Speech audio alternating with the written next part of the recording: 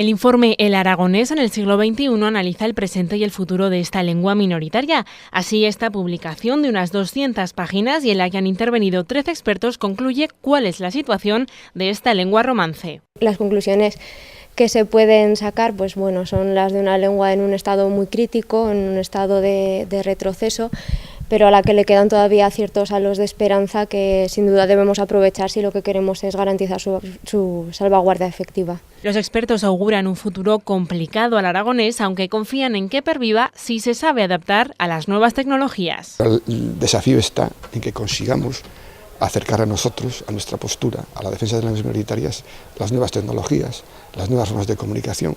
Y entonces yo creo que está un poco en el aire, ¿no? Y que aunque la lucha es muy difícil, aunque los desafíos son muy grandes, yo creo que hay posibilidades de que las lenguas minoritarias acaben encontrando su sitio, ¿no? Su sitio que merecen, y concretamente el aragonés dentro de la sociedad aragonesa. El primer estudio que analizaba la situación del aragonés se publicó hace 25 años y se ha considerado que este es un buen momento para revisar cómo se encuentra esta lengua minoritaria.